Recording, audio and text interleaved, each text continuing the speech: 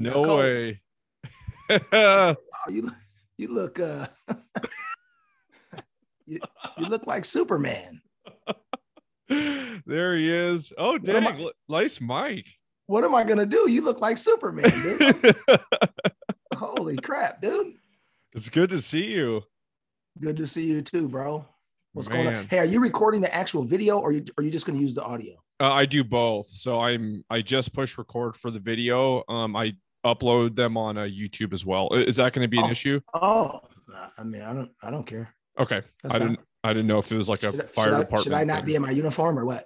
Oh, you're good. You're good. You look great. Well, you know. As always. It's the slimming effect of the uniform. Thank you.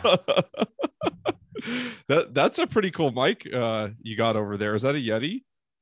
I don't know what it is. I got it from a friend. I have no clue. I like it. Thanks. It's all for show. I use it as a billy club and for making sure that there's no home invasions happening here. Who needs a gun when you have a mic that you could just use instead? Yes, and it has a blue light in it, so it reminds me of the blue light specials at Kmart when I was a kid. The blue light specials. Oh, that's good. That's good. Man, yeah. Good stuff, man. Good stuff. Yeah. So I'm super excited that you agreed to do this. Yeah. And how could I not? Yeah, no, I figured you would, but just like I talk about in the show a little bit, but you're always doing stuff. So, I knew that'd be the hardest to just have your time for a little bit, I guess. I always make time for you, bro. Awesome. It's easy. Hey, awesome. I need to go get my watch. I just look at that, dude. Oh my gosh. Look, can you see my tan line? Could you tell? Yeah. Ooh. Yeah. Dang. Yep. That's that Arizona sun right there. Oh yeah. And I wear this watch every day. I have for years too. So my skin underneath, it's like as pale as it gets. I go grab my watch. Yeah, do it. I feel weird. Oh yeah, I would too. If I hold my arm up, people are gonna be like, "What's wrong with this dude's hand? Look like I got lizard skin." Yeah, like a lizard. Hold on.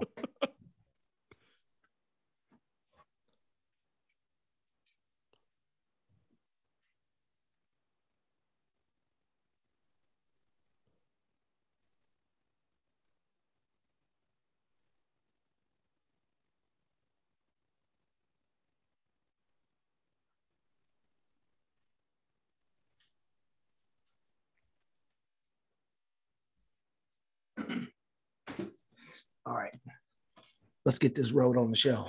All right, you ready to go? Affirmative, Ghost Rider. Awesome. What's going on, everyone? Welcome to the Mission Driven Made podcast. My introduction for our guest today could literally be an entire episode. He is a fire captain and recruitment officer for the San Diego Fire Rescue Department, a nonprofit starter, a leader in the community, and a mentor to many. I personally worked for him for 3 years and learned more from him during that time than any other person I've ever met in my entire life.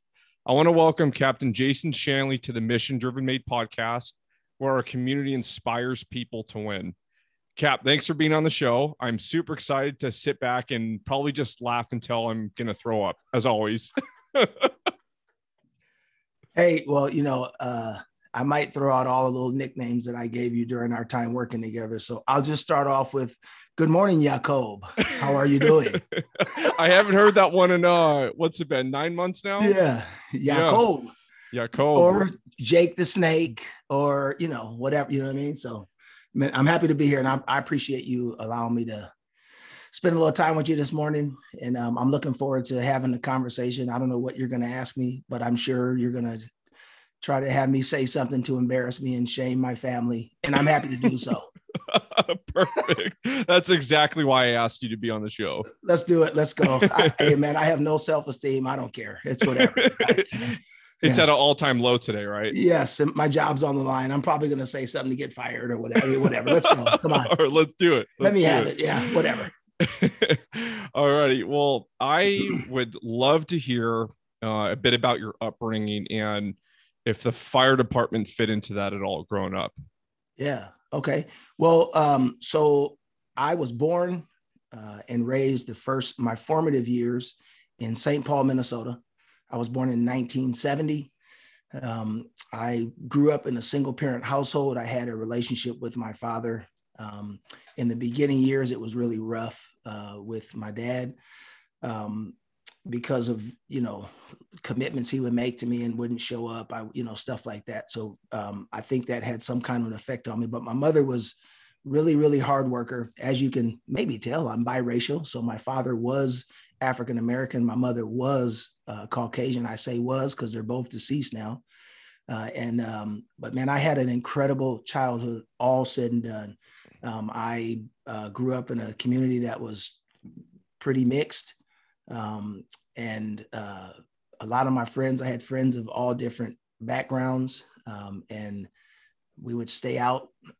Like we would get up. We were the type of kids that would get up at 6 a.m., man, and be gone from 6 a.m. to 9 p.m. and be out riding our bikes and running around and having fun. That was the story of my life. And then early in my life, I began to smoke marijuana, and I began to drink. And so I had to go to rehab. When I was 15 years old, I got sober, and I've been sober ever since I was 15 years old. And I'm now 50 years old, and I have not had a drink or drug in 35 years. And so it was good. As far as the fire department is concerned, an interesting thing, I lived a few houses down from a fire station on the corner of Ashland and Victoria. And there was a African-American man or firefighter who used to sit outside all the time.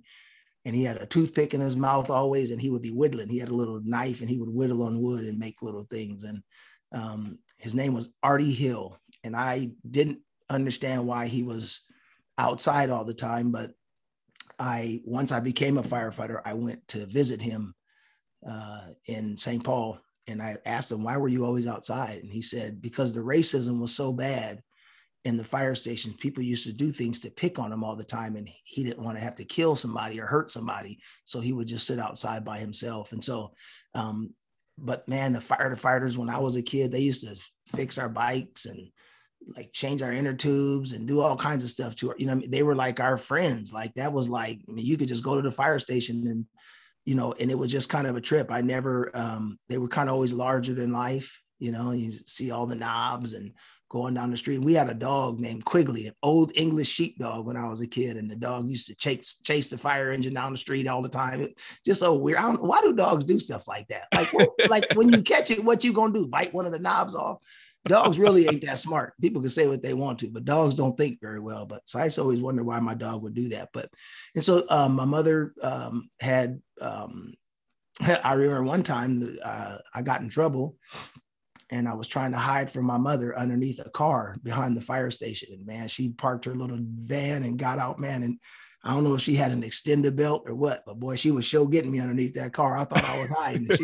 And I think the firefighters told on me too and said where I was at too, man. So I owed him one for that. I owed him 5 of these for snitching on me. But so, yeah, man, I didn't really as a youngster necessarily want to be on the fire department. That didn't come until the 90s when a good friend of mine, Captain Fletcher Webb, now Captain Fletcher Webb, became a firefighter, and he was from the community sorry about that. I moved to San Diego at 15. So I've been in at 16 years old. So I've been in San Diego just shortly after I got sober. And then that's where I met now Captain Webb. He was a firefighter in the 90s. And I took my first test in 1991. And I didn't pass. I had no idea what I was doing. I didn't know anything about the fire department. They were talking about ventricular defibrillarization. And I was like, what? I was like, what? What is VFib? I had no clue. I was like, is that the food? I thought it was like a sandwich. I didn't know what it was. Do you eat that with jelly, or is that something that you eat with ham? I had no clue what VFib was. I didn't know what it was, man. And so, yeah. And so took my first test, didn't pass, 91. Then they had a hiring freeze, and I missed the next application period. And I ended up getting hired in 2000, started the academy in 2000. And I've been on the job for almost 21 years now. 21 years. I was going to say, I remember when I started working for you, I think you were at 18 or something. And so I was just wondering the other day, like how long it had actually been. So it's 21 years now. Coming up on 21 years. Yeah, I think. Wow. I think we just made 21. I can't remember. I don't remember when we got hired. I don't remember. It doesn't even, I don't even care anymore. I'm having so much fun. I don't even know what is today, Monday or Wednesday, Tuesday. I don't even know. I don't even care. It's all the same, fun. right? I'm having fun. It doesn't matter. It's all good. And let me just correct you. You never worked for me. You always worked with me. No one works for me. People work with me. I don't have people that work for me. I'm not that. I don't view leadership like that. I don't have, people are subordinate as far as, an org chart, I guess, but not, It's only theoretical, but in reality, we work together. You helped me probably more than I helped you. You probably don't even know that. So, yeah. I seriously doubt that, but I absolutely loved your form of leadership. And we're actually going to get into that a little bit later in the show. Oh, is that the San Diego State helmet that you got from me? Yes. Yes. Oh, you still have it. What you think I was going to do? Give it away? I don't know. Maybe you were going to go practice with them and get it cracked open or something. Oh, that's great. That's awesome. Yeah. And I remember when I first formally met you years ago. I'd met you previously, a decade ago when I used to work on the ambulance. But when I first formally met you, I just had my career-ending back injury, and I was assigned to the training division. And I was walking around outside doing laps at the training division, probably feeling super sorry for myself. And out of thin air, you were there and just appeared and started talking to me. And eventually, you asked me to come work in the recruitment division with you. And then ever since that point in my life, years ago, I can look back and kind of make sense of every hardship that I went through. And I feel like looking backwards with me and you as the starting point, I can kind of connect the dots forward, if that makes sense. Yeah. Do you have that mindset as well? Looking back and it kind of all makes sense, but not till after the fact. Yeah. I mean, and it's interesting. I was just talking the other day to some friends of mine, and we were talking about I was actually doing another podcast on Sunday night with some friends of mine, one that lives in Louisville, Kentucky, and another one lives in Philadelphia. And we were talking about how important theology is in the way that we live our daily lives, right? And so, there's several scriptures that talk about, God's sovereignty. But one of the things that really stands out to me is Romans 8:28, all things work together for good to those that love God and to them who are the called according to his purpose. For those he foreknew, he also predestined to be conformed to the image of his son, right? There's and all things means all things. If the scripture says all things work together, then that means all things. And so because of that, that has to, if I am a Christian, and I am, I guess that's something because I'm a Christian, I either have to believe the message or I don't. There's right. No, the scripture says a double-minded person is unstable in all of their ways. And so I've had to work on solidifying the way that I view life because it affects my emotions and the way that I deal with life and the way that I see events that happen in my life. And so, one of the things my mentor, retired fire captain Ralph Haynes, told me was that, and it was a quote from a book.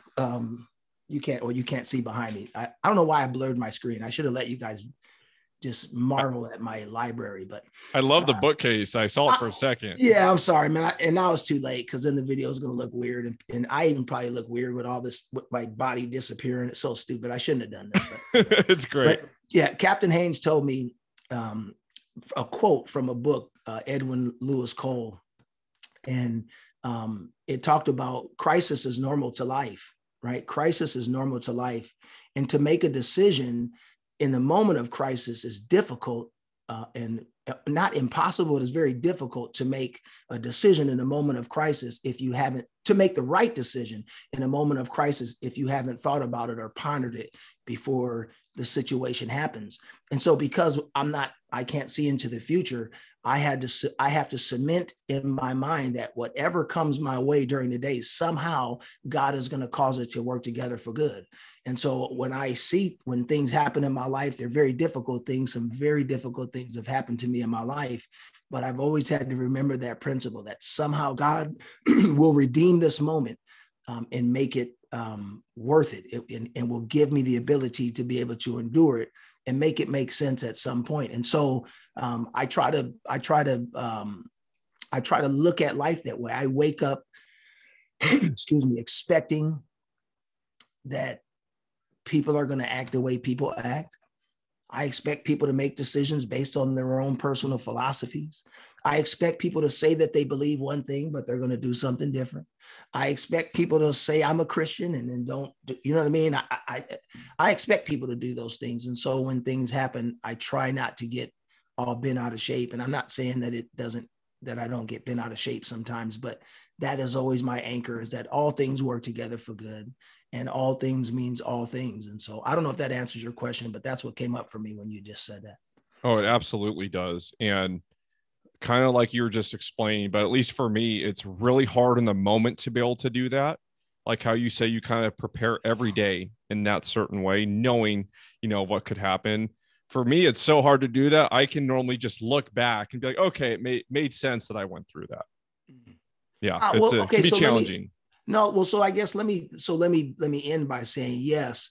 And so I actually didn't really answer your question, but because I believe everything happens for a reason, it makes it easier to look back. I try not to live my life having to always look back, right? Because from the time that the situation happens to the time that I'm able to look back at the solution, what did I do with all that time in between there? And that's the time that people normally don't get out of bed. They suffer from major depression because of those events. The days in between the event and the ability to look back is normally wasted if I only use the rear view mirror to view my life. And so what I'm saying is I try to shape the way I view what's going to happen in my life, so that the days in between me looking in the rearview mirrors aren't wasted. That's kind of what I meant to say by that. And so, yes, I absolutely look back and I'm amazed at how God uses those things. But I'm not amazed that he did it, because I already expect him to do that. You see what I mean? Yep. Gotcha. Yeah, that makes perfect sense. Yeah. And I want to go back years ago when you were in the process of promoting and becoming a fire captain. You rarely actually share stories that have to do with your success. I've noticed that for a long time. So I'm going to make you talk about it today. Okay, but can you explain what that process was for you becoming a captain? Because I know it's very challenging. I remember I used to see people studying to become a captain, and sometimes that could be over a year in time to do so, sometimes longer. Well, the first time I took the test, the captain's exam, I studied a lot. And many people don't realize, like in our job, we have manuals that stand about 4 feet high of all the stuff that we need to know.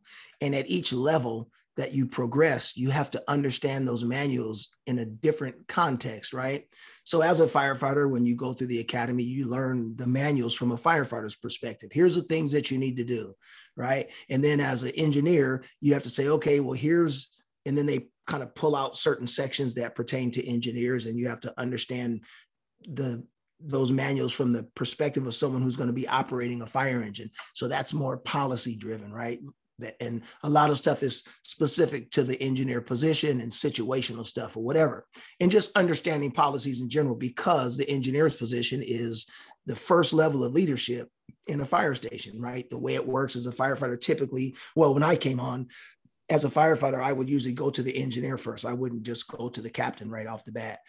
The engineer would be my first level of leadership. And so the engineer had to understand leadership from that perspective. Then when you get to the captain's rank, the captain has to understand what the engineer does and what the firefighter does and what my responsibility as a captain is, because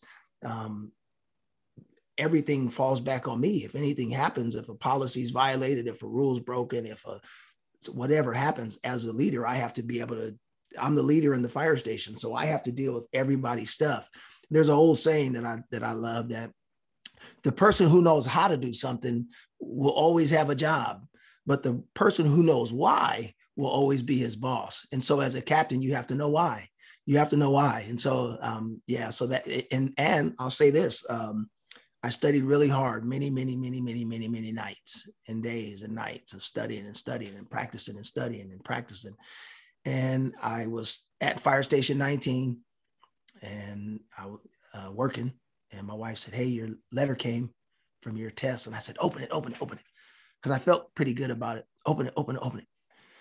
Thank you for taking this year's captain's exam. Unfortunately, I don't even know what else was said after that. I just was like, I gotta go. I was so defeated and I was so deflated.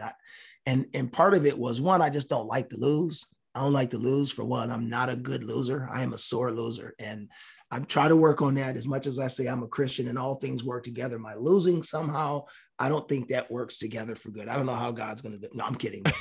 I don't like to lose. It does something to me. But probably more so what happens is, in the fire service, it's a lot like a high school locker room. So when something happens, if something happens at 8 o'clock in the morning, by 9 o'clock in the morning, everybody on the fire department already knows about it, and people who are off duty know about it.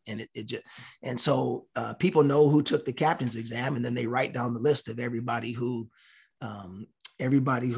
failed the test. They know. And so everybody on the job was going to know that I failed. And that was really difficult to deal with.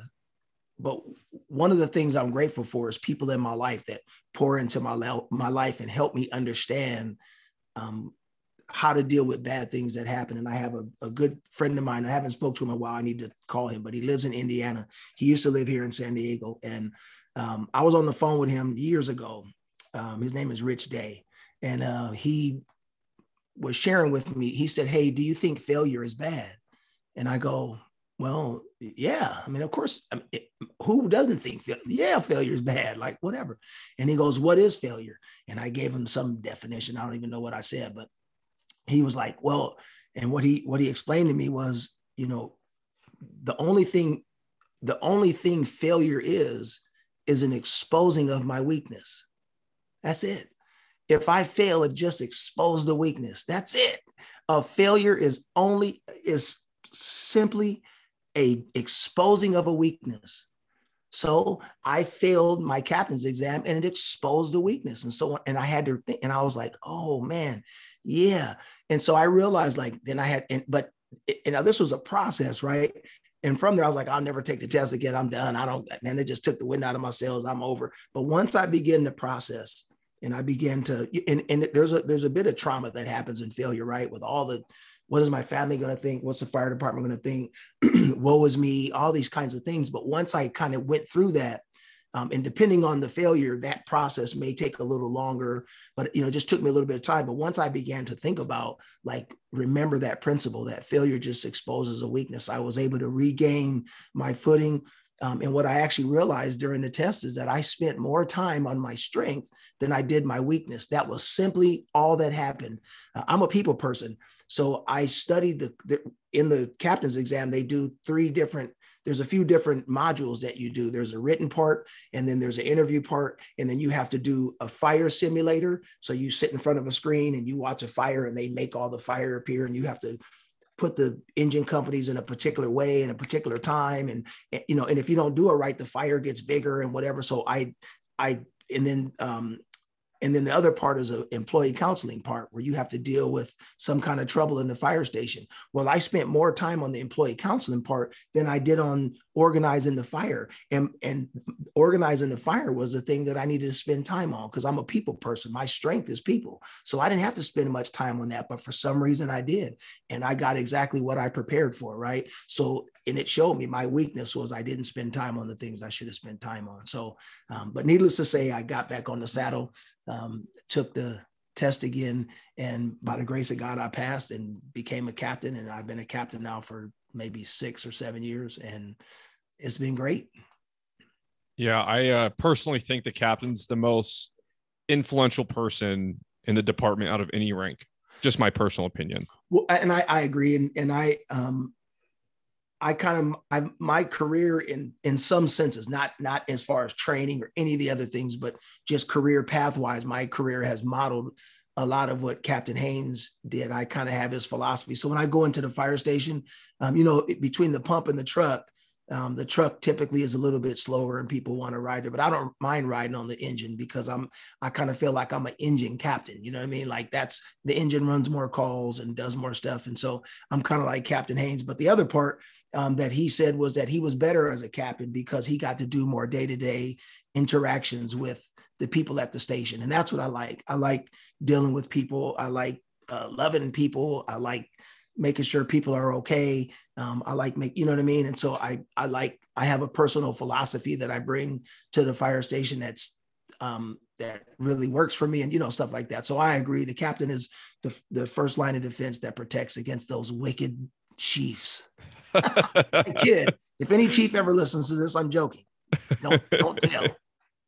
And speaking of your philosophy, that actually was going to be the next question I wanted to ask you. And if you can expand on the 3 values that you always told people when they were working with you and why they're important. I used to love hearing you say that. You'd always talk about 3. Yeah. So I don't know how I came up with them. I have no idea. It might have just, I don't know. I don't know. Just probably it's just part of my core. But I always say that, to people, when I was at a fire station right now, because I'm in charge of recruitment, I have an office now. I don't work in a fire station unless I'm working overtime, which I do work nights and weekends in the fire station still. But so I always say there's 3 things that I expect. One is that we got to have fun. Like, man, I love to have fun, man. You oh, got man. it. Yeah, man, we got to laugh. And part of that is because, we see a lot of traumatic things like the fire service, public service, just in general, specifically in the fire service is very traumatic. Regular things that we normalize, death and destruction or whatever that we get to see. And especially in a city as large as ours, being the 8th largest city in the country, we run over 15,000 calls every month in the city of San Diego. And so in those 15,000 calls, 90% of them are medical related. And so there's a lot of death and a lot of people getting severely injured and just mutilated, all kinds of stuff that you can only imagine. And so we have to endure those things. And so one of the things that I believe is good therapy and is good psychologically is to laugh. We need to have fun. So I want to laugh all day. Like that's for me if we laugh all day, we're doing good. And I'm talking about 2:00 in the morning when we get up, like I want to be yelling in the microphone and doing stupid stuff as we're riding down the street. Right. The second thing is let's do something to train every day. There's an expectation on the fire department that you have to train for 2 hours every day. So especially for me, that I don't work in a fire station all the time, I love to ask questions to the folks about maybe new equipment that I'm not super familiar with. I just learned something about the iPad the other day, how to upload someone's vital signs into it because I don't use it all the time. And so I'm not up on some of that, but it's important because as Captain Haynes told me also, when firefighters make mistakes, people die. And so I know that being a captain, though it may be fun and I love people, there's still an opportunity for me to get someone seriously injured or killed. And so I want to try to make sure that I stay up on the things that I'm weak at. And I don't mind telling people I'm weak, right? People know that if you go to straight days, that you lose a lot of your skills. Well, I'm not going to hide from that. I don't have any pride. I'll ask people in a second to show me something because I don't care. Like humility is a part of good leadership. And then the third thing is that we have to treat people with respect. That's probably, I say having fun is the most important, but actually the third one is really the most important one. And that's because of my personal philosophy. I believe everybody's created in the image of God. And because of that, they deserve dignity. It doesn't matter if they're a drug addict, if their lifestyle doesn't agree with yours, if you don't like the way they look or act, none of that matters to me, because what I believe we need to protect is the imago Dei, which is the image of God. We need to protect that in people. And for me to mistreat someone because of the way that they live their life is an indictment on the imago Dei. And so that needs to be protected. And so we want to make sure that we give people the dignity that they that they deserve because of that. And sometimes people don't understand that. There may be some pushback. Sometimes people have their own personal philosophies. Oh, that person's a drug addict, forget them, and to heck with them and whatever. Well, no, we don't get to do that. And if it's cold outside, I need you to put blankets on people. Like people know, if you work with me, like, dude, if you have a jacket on, how do you bring, especially like someone older, but it doesn't matter who they are. If you have a jacket on, put the blanket on someone. But over time, as with anything, there's calluses that are built up. If you do construction, your hands typically start hurting in the beginning phases of you using that hammer or whatever tool you use. You develop calluses, and those calluses keep you from experiencing the pain that you once felt before, and it detaches you in some ways. Well, it's the same in the fire service. These calls that we go on, they detach us sometimes over and over again, seeing this stuff. You're detached from like the being able to empathize with people. And so my job as a captain is to make sure that we need to be careful for that detachment. Like, I get it. You don't want to be on scene crying because somebody died. Like, that's probably unhealthy, right? To be so involved that you're crying because someone died, but you also don't want to just yank somebody up with severe back pain because it's 2 a.m. and you want to get back to bed. Like, we're just not going to do that. Or the person's homeless and you want to put your foot on them to wake them up. We're not going to do that. I don't care if you agree with homelessness or not. Fortunately, we don't have a lot of that in our department. One of the things I love about San Diego Fire is that we have some of the best employees in the country, as far as I'm concerned. And the way that typically when someone works at a busy station, they want to be there. They want to go on the calls. They want to deal with the demographic that they serve in that particular community. So, all in all, I'm proud of it. It's not like every time I go to the fire station, I have to tell somebody, you need to be respectful. Like, I don't have to do that all the time. I'm just saying, if it ever comes up, then I realize that's part of my responsibility, because I believe we got to protect the image of God. They don't do that, but respect is just something key that we owe to every person. And so being a Christian is what sets that standard for me. And I remember the first time I actually met you, but not really formally, back, in the ambulance days over a decade ago. Yeah. We were on a call. It was actually a choking victim, if I remember correctly. And I remember seeing you, and you were all business. Like, I was, kind of stand up a little straighter, a little bit more, I don't know if conservative is the right word, but I was like, man, he means business. But I always loved that, going on calls when people, were all business on calls. Mm-hmm. So when I ended up formally meeting you and seeing you had this whole joking side, I was unbelievably surprised. I was like, all business, but laughs more than anyone I've ever met before. Man. So I always loved that about you. Well, let me just say this. Just imagine what it looks like to be, what is the one thing, and I'll just ask, let me ask you real quick. What is one of the one things you joined the fire department for? What did you want to do more than go on medical aids? What did you want to do? For me, I felt like the fire department was kind of achieving at the highest level. Like, that was the major leagues for me. In getting to play on a team, in a sense. But what I'm asking is, did you want to fight fire, or did you want to go on medical aids? I want to do everything, to be honest. I know I'm supposed to say, you're not a fun, this is not going to be a fun interview, Jacob. It's not going to be fun. You're not fitting my narrative. I need you to say a particular thing. Otherwise it doesn't work for me. Can you just say what I want to hear, please? I only wanted to go on fires. Only fires. Isn't that how people live? People live like that, right? They go, that is not what you need to answer the way I want it, because I already have my mind made up of, even if what, it's like, no. But I guess what I was trying to get at is that we all want to fight fire, right? So imagine what it looks like. Like, we're getting, for me, we get to fight this fire, and we, man, we're excited, and man, we got to go in here and do really well. We saved a portion of this home or whatever. So we're smiling and high-fiving out in front of the house. Imagine what that looks like to the homeowner. Why are you guys so happy? I just lost everything I got. Yeah. They don't know that I'm not happy that you burnt your house down.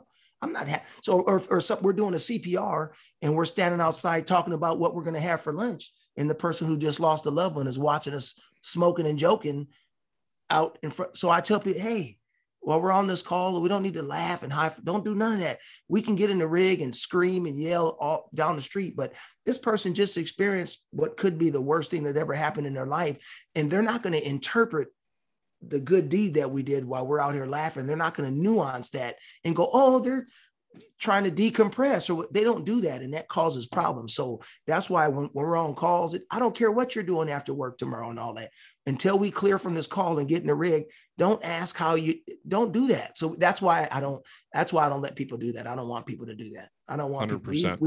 We need to represent and be public servants the entire time while we're on this call. And then once we're done, then we can smoke and joke. Or if the patient is having fun, and sometimes, right, there are times where I was on a call one time and this gentleman's grandmother was really sick.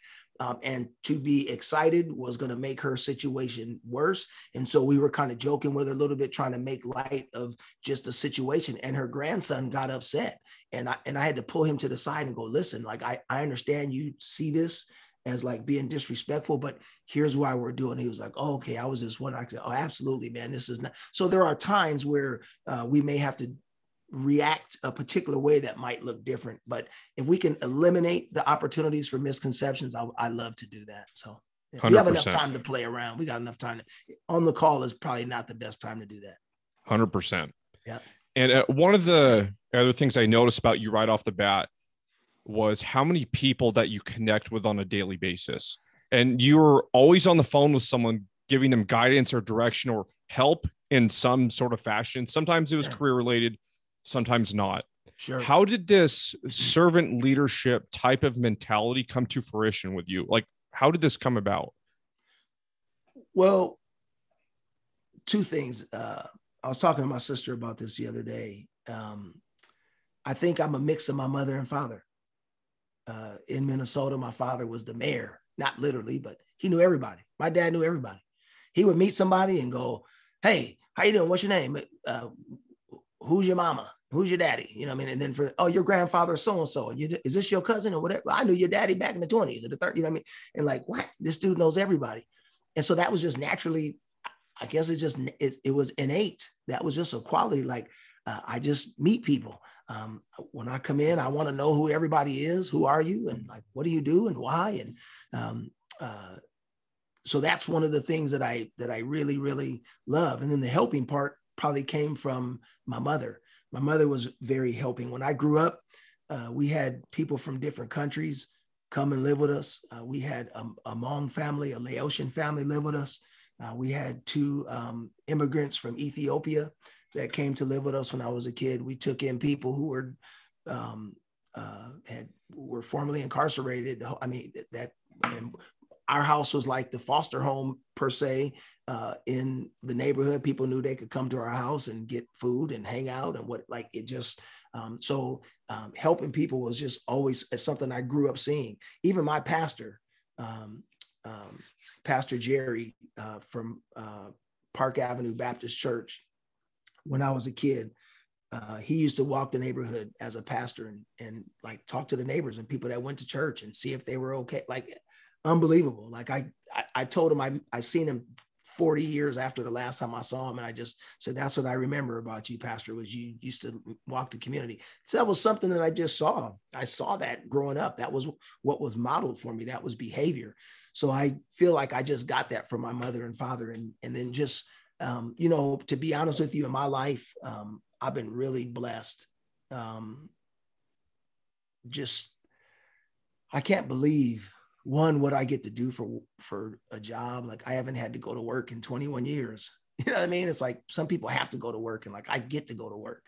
There's a difference. I'm not rich, but I have the things that I need. The prayer says, give us this day our daily bread. And I've been given more than my daily bread. I have more. And I'm just reminded of, so my Christian identity also shapes and frames the way that I view people. And God told Abraham that he wanted Abraham to be a blessing to the nations, right? And so I feel like it's part of my call as a Christian that I want to be a blessing to other people. And, there's something about, the book of James talks about if someone comes to you and has need of daily food, they have some kind of need, and you have the ability to do something about it, but you don't, and you just say, go away, be warm, be filled, my brother, and all these religious things, and you don't give them the things that they need. The scripture says, how does the love of God live in you? And so there's that's a challenge. If I have something that somebody needs and somebody asks me for it, how do I just, right? And then lastly, I think which motivates all of it, again, I think everything goes back to theology. And theology is just the study of God, the way that I view God. My theology affects that. And I believe God has given me way more than I deserve. I don't know why. I don't know why I get to live the way that I do. I have no idea. I don't deserve it. I didn't necessarily work for it. I was given a set of circumstances that allowed me to be where I'm at right now. And I know several other people that didn't get that circumstance. And so because of that, I feel like I owe people something. I feel that I owe society that. I don't owe it because I feel guilty or none of that. I owe it because it's important that I share what I have. And the Bible says that it's more blessed to be a giver than it is to be a receiver. So I'll end with this. I go in the room and I ask people, most people get the same question from me. What's your name? Where are you from? And if you're young, where do you see yourself in 5 years? Or if you're older my age, what do you do for work? And the reason why I ask that is because if a person's young and they have a particular aspiration, I might know somebody that can help them get where they want to be. And so I want to make that connection. Right. And if they're a little bit older, I want to know what they do, because if I ever meet somebody young, I want to be able to hook them up with this person. Right.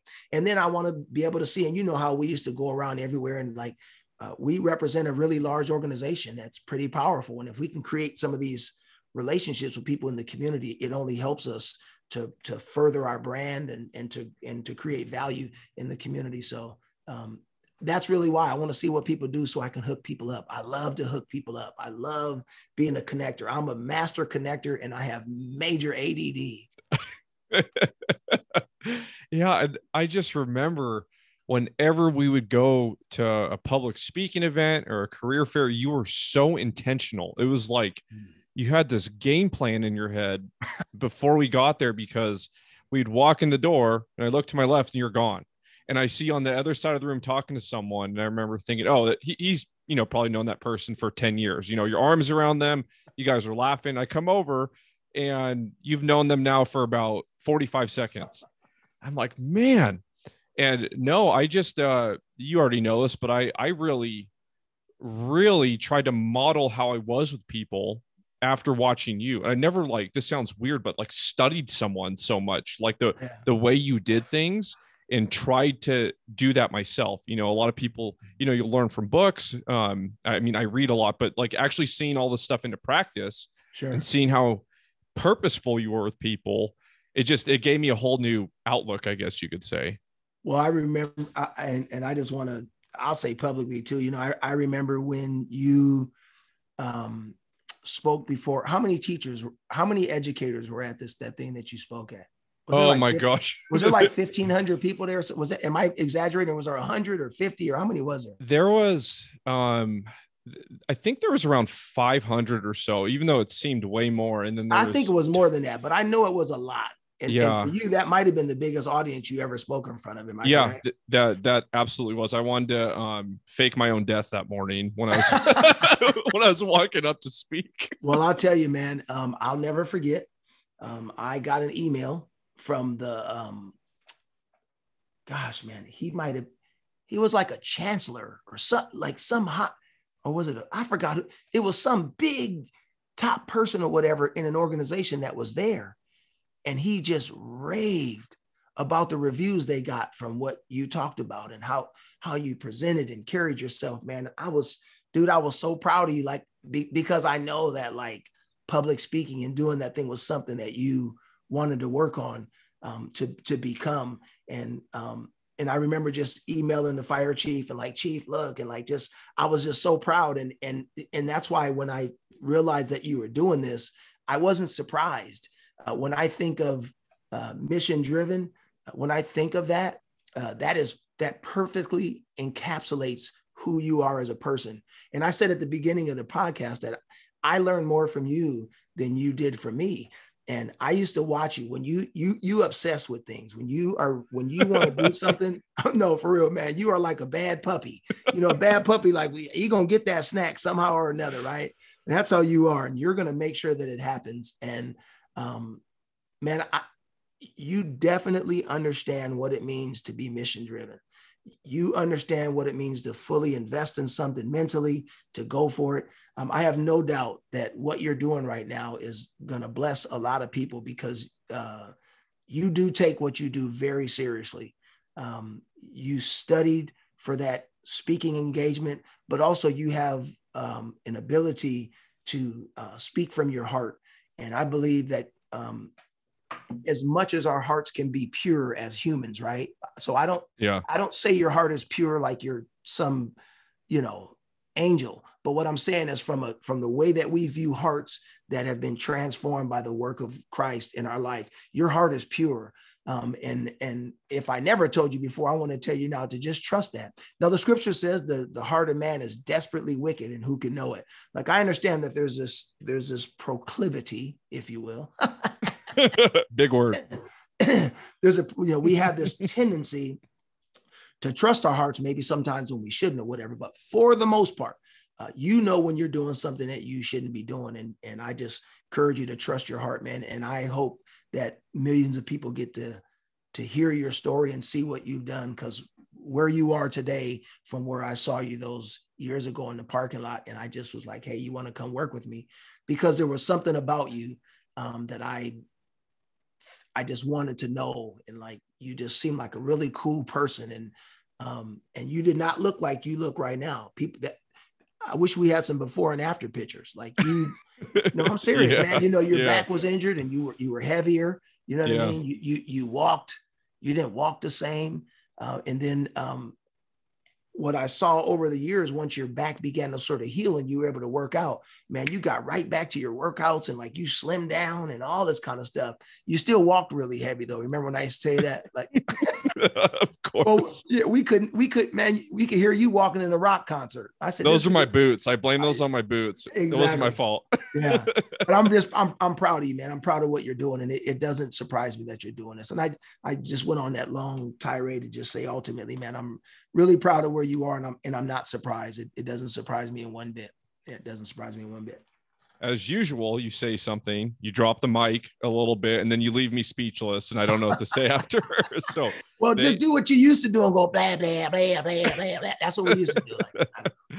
Yeah, well, thank you for those kind words, because I've told my wife all the time about what I learned from you, and I don't know what I would have done those years if I wasn't working for you. So, thank you for all of that. All things work together for good, and all things means all things, including a back injury, a career-ending back injury. All things work together for good.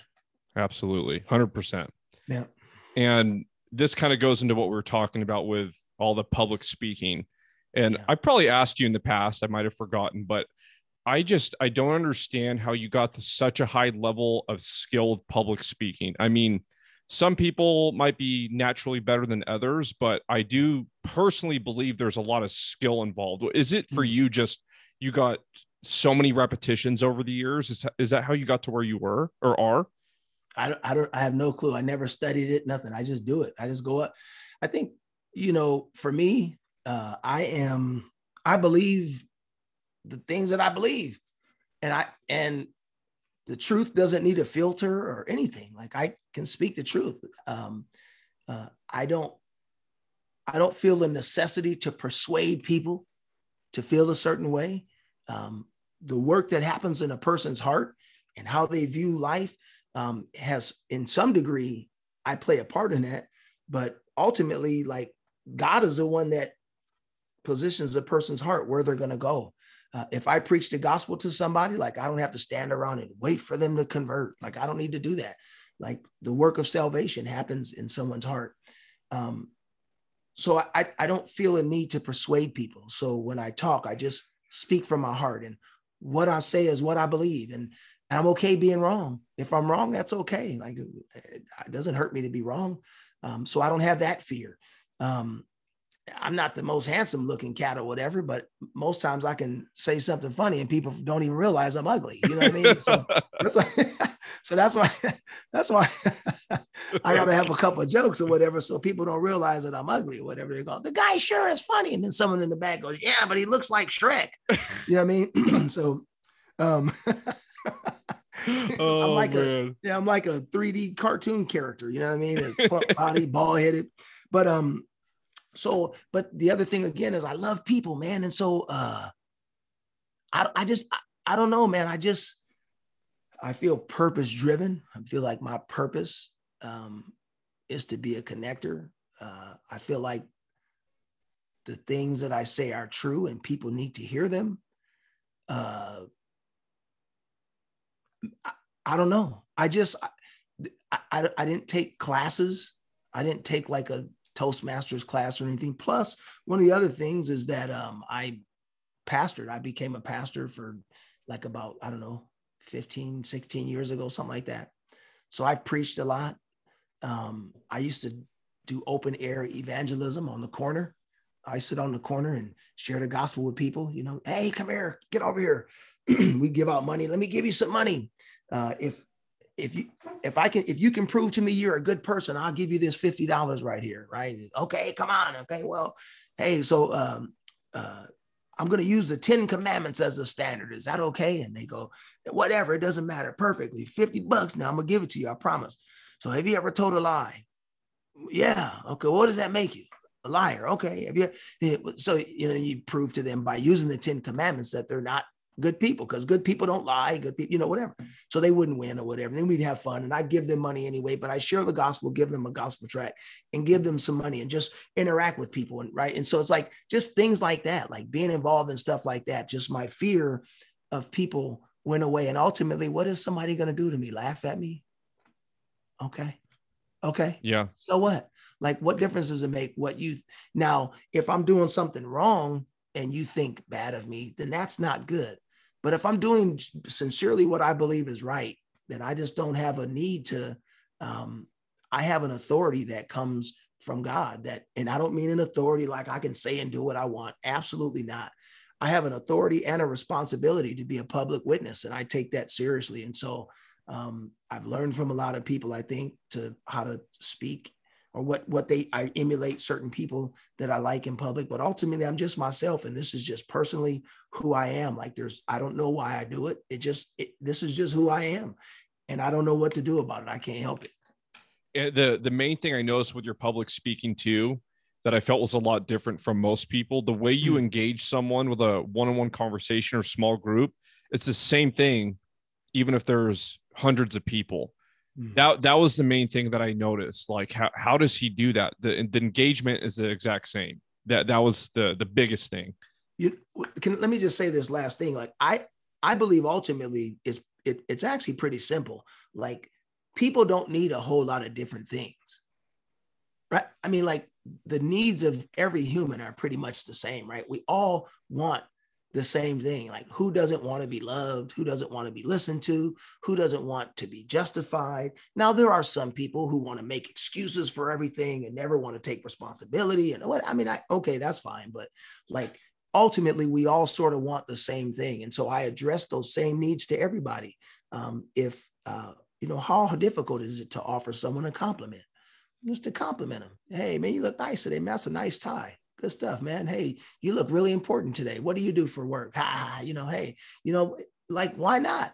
Because you never know what someone's going through, right? Somebody, I know what it feels like to be wearing a mask and people think everything's okay. And, and I'm severely depressed and don't know what to do. And people don't know that because I present differently publicly. Well, I realize that people are going through that. I realize that you truly don't know what a person's going through when you look at them, right? Well, why? Because people don't know what I'm going through by looking through me. And I'm a human being and I share this space with a whole bunch of other humans and we share this experience together. So whatever I'm going through, somebody else is going through. And I believe that there are times when I need to be the hand that I wish I had to hold when I was going through something. Sometimes you don't have that to give you a desire to want to go do that. God will give you the thing that you will become, or I have become, or will become the thing that I wish I had in my moment of need. And so that is something that I just believe. So I approach every day like that, knowing that everybody's just like me. Ain't nobody no different. We're all the same. We're all the same. 100%. And I know, again, you don't talk about your personal accomplishments too much, but one of the last questions I wanted to ask you was, what are you most proud of that you have done so far? Well,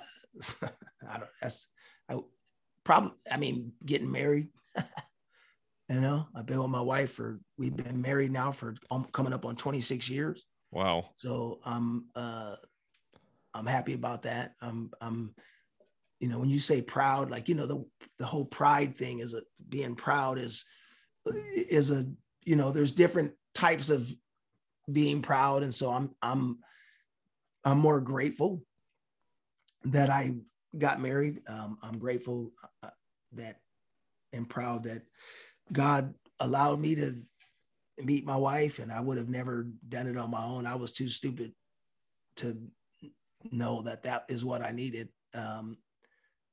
Proud that, I've been on the job for 21 years and been able to provide for my family.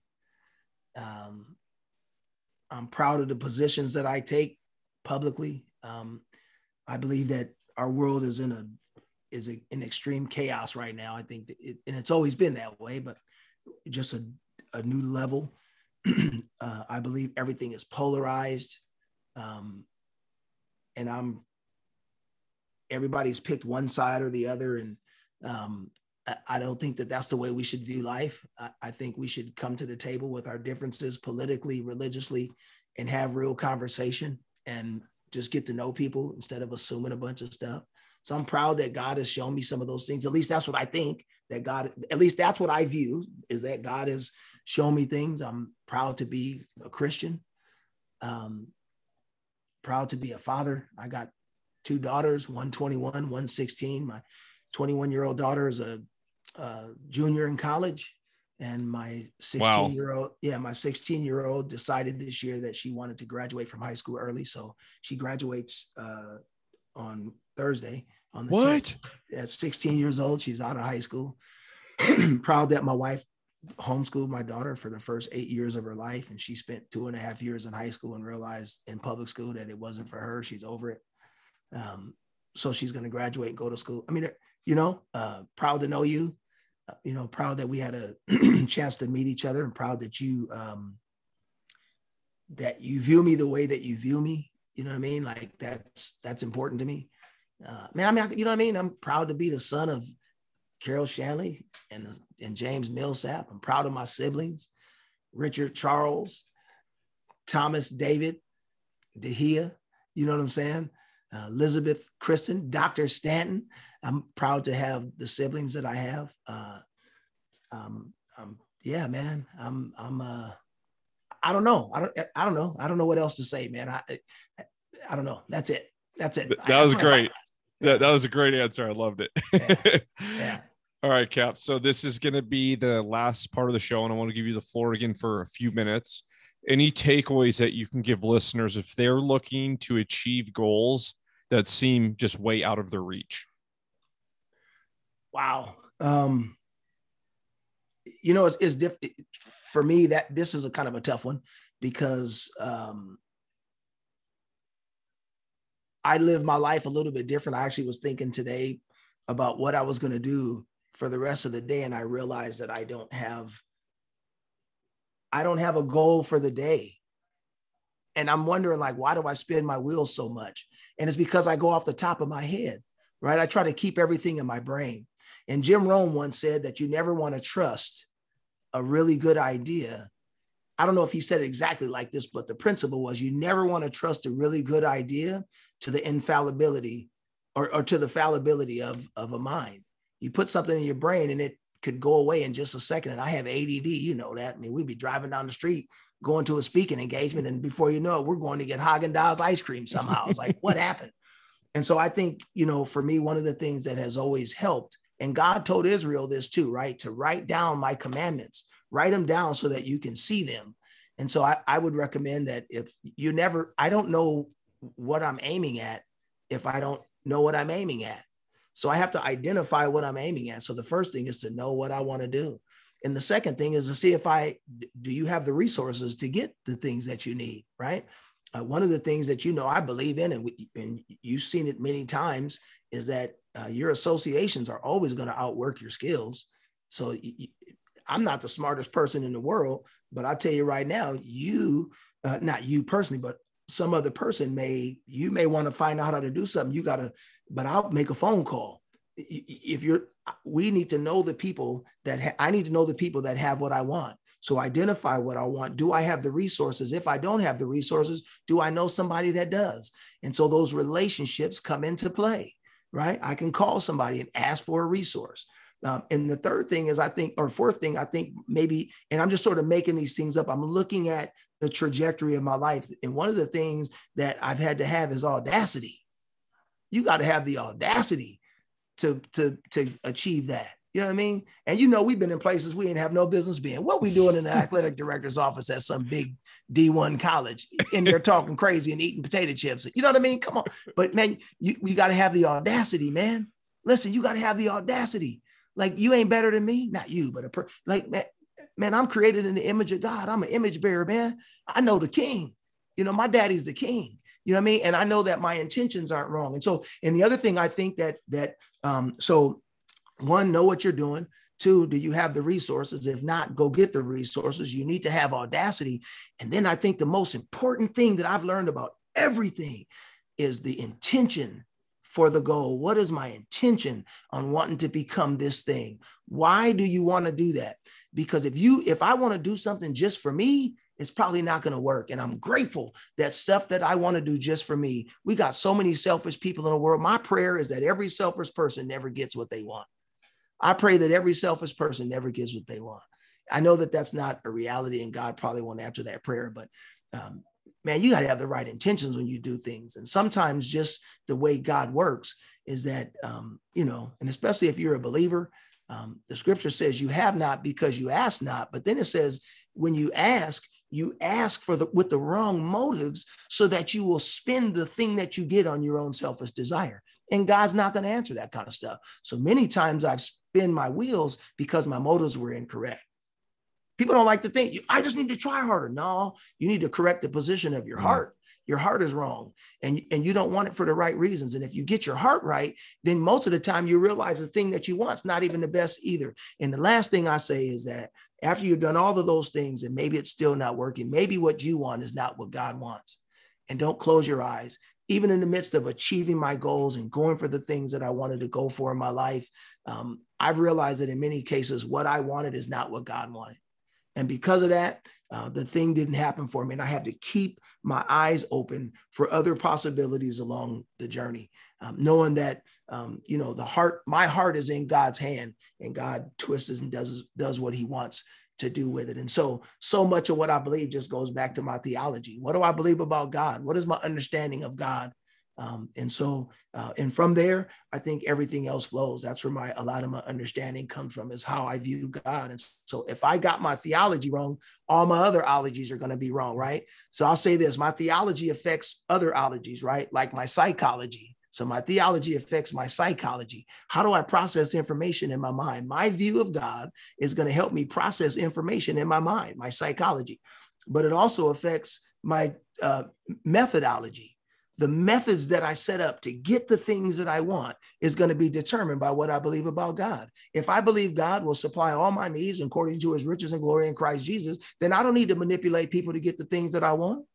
I don't need to manipulate you and lie and connive. That's a faulty method that doesn't understand God. So my methods have to leave room for God to provide the resource. And if he doesn't provide it, it's not going to happen. And that's okay. So my methodology is affected by my theology. But then also my sociology, the way that I view people around me. If I don't have a correct view of God, I'm not going to view the people around me correctly, right? So my theology affects all kinds of other ologies, my psychology, methodology, and my sociology. So it all comes back to my view of God. In my opinion, that's what it comes back to. Did you just think of that whole picture or analogy off the top of your head? That just was like a crystal clear picture. No, that's something I thought about before. It's a philosophy of mine that's Okay. it's yeah. I just string things together as they come or whatever. Like you know what I mean? It just seemed fitting for the question that you asked. But that's something that it's in my heart. That's something I believe. Yeah. The Bible says that out of the abundance of your heart, your mouth is going to speak. Right. So just think about that. What does that mean? If you always are negative, if you're always, whatever you tend to always say is where your heart is. So if you want to know where your heart is or whatever, just think about the things that you say. Think about what you say. If you know what I mean, and if your philosophy is not getting you where you want to go, think about it. Think about where it's motivated from. If your heart ain't right, then the stuff you saying ain't gonna be right. You know what I mean? So I just say whatever comes out of my mouth is what's in my heart. You know what I mean? Yeah. Awesome. Yeah. And where can people connect with you? Well, I don't like to be talked to. I would rather no one connect with me. I'm going to go back and lock myself in my room and sit there alone until midnight tonight. Yes. I have no lights in the place that I stay in. I'm going to protrude back into my lair and act like a bear, and I'm going to sleep the rest of the day today. So it depends. I have a nonprofit that we started. It's called Homework, that we help formerly incarcerated women and men get connected to careers in the building trades. So if a person wants to get a hold of me for that, they can send me an email. We're in San Diego, but we're looking to expand other places if we can. But that's kind of off the cuff. We didn't even really talk about that. But anybody want to get a hold of me, you can email me, pastorj619@gmail.com. I don't really have a website, but professionally, because I'm in charge of recruitment, if you're interested in a career in the fire service, you can contact us on our website, joinsdfd.org, or at our email address, joinsdfd@sandiego.gov, or you can follow us on Instagram at joinsdfd. And so, I don't know. Why else would somebody want to get a hold of me? I have no idea. If you want to know how I shave my head so clean, feel free to email me and I'll send you a picture of the razors I use. I don't know. What else you want me to say, Jacob? What do you want from me? Those words were sponsored right there. You're probably getting paid from Bic to say that. I'm getting paid by Mission Driven Made. Don't tell anyone though. Yeah. I love it. Hey, I want to end with this, man. I know we got to go, but I just really want to say again, man, I'm extremely proud of you, man. I am really happy for what you're doing. I'm proud of you and Edleen and what you all have done. The risk that you took to accept what happened at the job, your dream career, clear example of what happens when your goals are not necessarily God's goals, and having to accept what happens, right? You came to terms with that, moved your family, did the things that you needed to do, and now you found your real purpose, but it came through an immense pain. And I think that's really important. And that inspires me. You inspire me. I will think of your story when I go through something. You mean something to me. I knew from day one that somehow we were supposed to become friends and brothers. And so I'm glad that you're my brother. Super proud of you, man. I told you a long time ago, man, we used to say, man, I really wish that people knew your real story. Unfortunately in life, a lot of times we can't tell people the things that we really done because people judge, especially in the fire service, right? Imagine telling your story in the fire service like you did in your very first podcast, and people will be like, and it's unfortunate because of the secrecy that most people live in. Your story had to wait until Mission Driven Made to be able to be told, and that's fine. But I'm very proud that you openly told your story about where you came from and what you've done. And hopefully over time, more people get to see you and see where your heart is, your purity, your intentions are good. You're just an overall genuine person. You love really well. You're a hard worker. You're committed. You love your family. You deal with adversity really well. Mission Driven Made is perfect to describe who you are and what you stand for. And so if there's anything I ever can do to help push the brand or whatever we can do, I'm with it. I really am not getting paid. You know what I'm saying? But I just love what you're doing. I love you and I'm proud of you, man. And God bless you. Thanks, Cap. And I'll definitely be contacting you in the near future for all of that, and hopefully making my way out to San Diego again. And thank you again for all the nice words, really. Yeah. And thank you everyone for listening to the Mission Driven Made podcast. If you found value in this, please subscribe and leave a 5-star review and share with a friend. Also, head over to missiondrivenmade.com to subscribe to the blog and weekly newsletter, and also to find Mission Driven Made apparel. Cap, thanks again for bringing so much value to all the listeners this last hour. It's been awesome talking to you. Until next time, everyone, stay mission driven.